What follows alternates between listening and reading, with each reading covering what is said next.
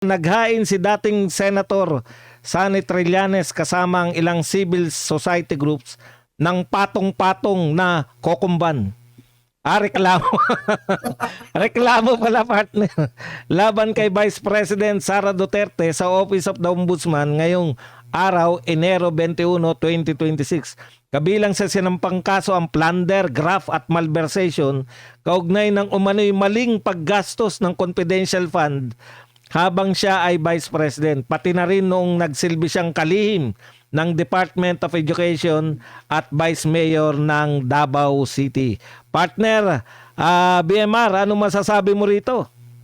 Nako, alam mo naman si Trillanes, ano na lang ito tawag dito yung making relevant na lang po siya. Pero sa totoo lang, lahat naman ng kanyang mga linalabas na mga issue ay puro mga sablay at irrelevant, no? Nagpupumilit na lang po sila. Ako, partner, kapansin-pansin itong si Trillanes, 3-10 ang ginagawa nito para magsampa ng kaso kahit kani-kanino. Kasi marami ito, pati mga vlogger. Alam ko pati si Banat Bay, sinampahan din ito ng kaso noon . So, alam nyo, napuna ko lang dito, partner, itong si Trillanes, wala na itong trabaho ngayon. Ilang taon na itong talo sa pagtakbo niya sa pagkapolitiko. Pero, kapansin-pansin, nakakapagtaka lang, mayat-maya nandun sa ibang bansa, mayat-maya nasa ibang mga lugar, at mayat-maya 3-10 kung magsampa ng kaso kung kahit kanino. Isipin niyo, partner, mayroon ba itong pagawaan ng pera para mayroon ito laging pambayad ng mga attorney's fee, case fee, di ba? May mga bayad yung mga yan. At yung mga travel expenses niya, saan niya kinukuha? Hindi po ako nagkikialam sa buhay, personal na buhay ni Senator Trillanes, pero nagtataka lang po ako. Kasi bakit kung makarating po ito sa dahig, maya't maya nandoon, di ba? Iba't ibang business nandoon ito sa international, doon sa hindi naman po biro ang gastos. At wala po itong trabaho. Ang problema, mga kapartner, mukhang may nakita akong mga komentaryo Ayoko na lang pong komentaryo yung kanyang mga banat dito, itong tungkol sa, kasi sabi nga partner buds, mga kukumban line nito na mga blanco. Di ba? Mga papel na kukumban na blanco ito. Now, aside from that, may mabasa ako sa post mismo ng News 5 yata, nabasa ko doon ng mga netizen, ang sabi nila, hindi kaya ito si Trillanes nadaluyan, nabagsakan, or nadaanan ng truck na basura? Ayun. Saan, sa madaling salita, partner, saan nanggagaling ang pondo? Partner Dan. Natumbok mo. Partner Dan. Yes, partner. Malinaw parang itong isang kanta You have a right love in the wrong time. We have the right love, partner. Paano, we have the right love. We have a right love In at the wrong time. Yeah. Yan. Bakit? Bakit? Napansin po ninyo, mga kabayan, alam naman natin na ang vice presidente, pwede mo lang siyang kasuhan through impeachment. Correct. Diba?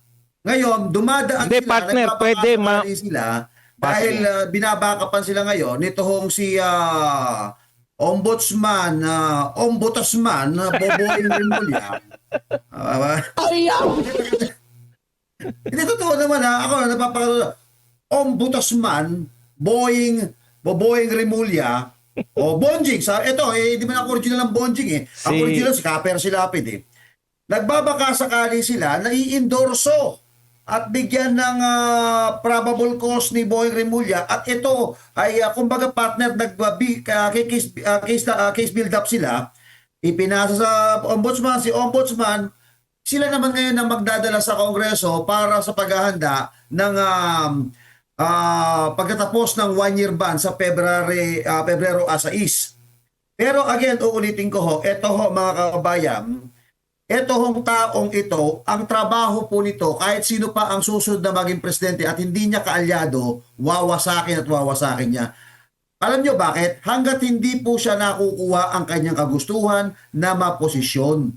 Tandaan po natin, mismong si former President Rodrigo Roa Duterte ang nagsabi, nung panahon ng 2020 kampanya, gusto niyang maging vice presidente. Pero tinanggihan siya. Hindi ka nagtataka, pareha silang magdalo Itong si Paeldon, magdalo. Itong si Trillanes, magdala. Magdalo kasi magdala. Hindi ako sa Kapampangan magdala, may tama sa utak eh. Alam na una mga Kapampangan niya, magdala ka, hanapin. Okay. Ngayon, bakit to si Paeldon kinuha ni Tatay Digong? Bakit siya hindi kinuha? There's something wrong with you, my friend. Okay? May problema ka pag ganun. O di ba, napwesto pa sa immigration, custom, napwesto sa immigration. Sa makatuwid, mga kabayan, ako lang ayoko nang pinapatulan ho itong si Trillanes, may kasabihan kasi ako eh. Kapag pinatulan mo yung may trililing, mas may tama ka, may trililing ka. Partner, ito nga, sabi nga dito ni Inday Bidaco, ang network lang daw ni Trillanes ay 5 to 8 million lang. Nako, kahit tayo naman partner, di ba? Lalo na si partner Bads, maya 3-10 din to makarating ng iba't ibang bansa, no? Dahil mayroon itong mayroon itong supply ng Libre. ticket sa supply 6. ng ticket sa aeroplano eh. Sana all na lang tayo. Pero ito si Trillanes, wala naman to siyang supply siguro ng ticket sa aeroplano, pero makapunta ito sa iba't ibang mga lugar ay 3-10. Mauubos yan, 5 million lang naman yan eh. Napakaliit yan. Kung tutuusin ha. Tsaka tayo, partner, pag bumiyahe tayo sa pinakamurang mga hotel, alam mo naman, pag nagpunta tayo ng Hong Kong, kung gaano kaliliit yung mga hotel na napupuntahan natin. Pero yan, mapapunta mo ba yan sa hotel na maliliit? Siyempre, hindi. At ito partner, puntahan na natin itong issue na sinasabi dito ni Trillanes, no? Kapuna-puna partner, isinama pa niya rito yung pagiging vice mayor pa lang ni Inday Sara sa Davao City. Napakalayo na Noong pa lang siguro, I think partner, nung vice mayor itong si Vice President Sara Duterte noon, senador na siya noon eh. Kita nyo kung talagang ito may tunay na pagmamalasakit sa taong bayan, mayroon pala siyang alam nung panahon ng vice mayor para ito si Vice President Sara, bakit hindi niya na ito kinasuhan noon? Pagkatapos senador siya eh. Mas malaki ang kanyang hawak na kapangyarihan. Mantsakin mo, ngayon na hindi ka na senador, ordinaryong citizen ka na lang, maya't maya, ang dami mong alam, ang dami mong mga pangkakaso na ginagawa. Ang tanong nga, sino, Trillanes, ang nasa likod mo? At sino ang nagpupundo sa'yo? Correct, napakagandang katanungan yan, partner BMR. Alam nyo, sundan ko lang yung sinabi rin ni Brother Dan kanina na tungkol sa ombudsman. Linaw lang po natin, bakit i-impeach si BP Sara kung pwede naman palang kasuhan, di ba? Hindi po pwedeng kasuhan ang Vice President, yung lahat po ng impeachable officials ng mga kasong pwede siyang matanggal sa pagiging Vice President. Ibig sabihin, lahat po ng mga kasong kriminal, bawal talaga yan. So, ang pwede lang pong ikaso dapat kay BP Sara, yung pagmumultahin siya. Kasi hindi ka naman tatanggalin sa pwesto pag pinagmulta ka lang eh. Pero yung mga kaso na to, hindi po tumulta lang. Talagang plunder, graft, talagang kulong yan. Matatanggal talaga siya. Kaya Malversation partner, walang walang piyansa yan. Walang mga piyansa yan. Kaya itong mga to, dapat to hindi isinasampa na kaso. Ngayon, tinetechnical kasi nila. Kung hindi pala pwedeng kasuhan niya na mabibigat si BP Sara, kaya nga i-impeach mo muna bago mo makasuhan ng mabibigat. Bakit nila kinakasuhan? 2 na nagkakaso. Tinetechnical nila kasi pakiramdam nila kaya nilang si ombudsman na mag-iimbestiga. Pwede namang hindi pakasuhan ni Boying pero pwedeng simulan yung pag-iimbestiga. Kaya sila nagpapail ng kaso dahil wala silang ebidensya kay BP Sara. Ang gusto nila, yung ombudsman na maghanap para sa kanila. Pag may ebidensya ng galing sa ombudsman, yun yung gagamitin nila for impeachment. Sa makatwid, partner, ginagamit nila to. Kasi last year hindi nila ginamit yan eh. Natatandaan nyo? Wala nag-file ng kaso sa ombudsman. Ngayon kasi dahil si Remulla na, ibabasura kasi yan ng dating ombudsman eh. Sabi ng impeachable yan, bakit nyo sasampahan ng kaso? Yan yung katwiran ng dating ombudsman eh. Bawal silang kasuhan. Pero dahil bago na yung ombudsman, kakasuhan nila para magkaroon ng ebidensya yung impeachment, yung magsasampa ng impeachment. Partner, may dagdag pa kayo? Grabe, malisyoso itong Correct. style na ito, malisyoso, partner. At, alam mo, partner, wala itong pinagkaiba dito sa ginawa nila Conte, na Conte lang pala ang kanilang mga witness at mga ebidensya na ipinasa nila sa ICC. Yes. Oh. At ang ICC pa ngayon, ang namumroblema. Kung ako naman sa ICC, di ba, partner? Kung ako naman sa ICC, ito, magtutuhanan lang tayo ha. Ako, hindi ko mataas ang pinag-aralan. Di ba kay partner Bads, professor yan. Ang dami kong doctoral. At bukod dyan, hindi ko alam kung awarded din to si partner Bads.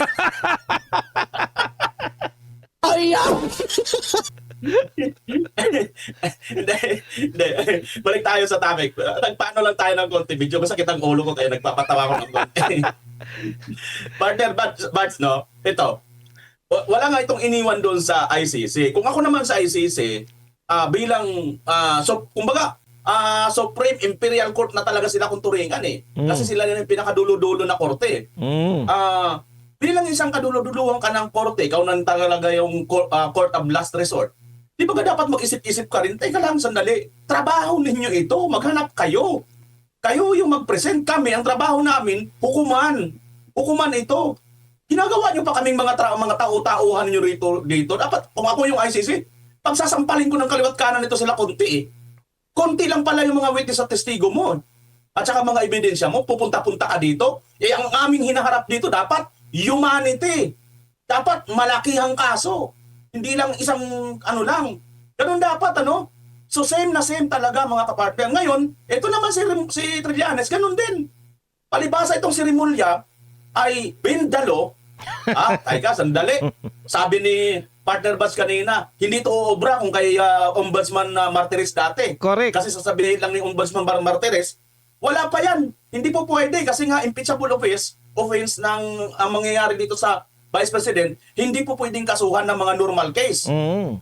Di ba? So ngayon, aside from impeachment lang, tanggalin niyo muna siya sa pagiging Vice President niya, saka nyo ngayong kasuhan pag natanggal na. Pero dahil nga mayroon na ngayon tayong Bindalo Rimulya, ito na si Trillanes kagad.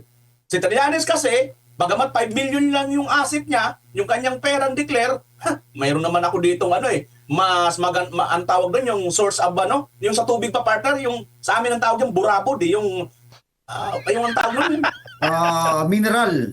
No, yung tubig na kusang sa bundok. Sibol. Yung spring. Spring. Bukal. May bukal. May bukal. Hindi ko alam kung saan Hindi na uubos. May bukal. Hindi ko alam kung saan nakakuha ng bukal si Trillanes na hindi na uubos yata yung kanyang financial na maya nagsasampa ng kaso. Tapos, papaproblemahin pa niya itong si Boying Bindalo Rimulya, mga kapartner. Parang inutusan nila yung ombudsman. Wala kaming ebidensya eh. Ihanap mo naman kami para maging malakas naman tong aming kaso kay BP Sara.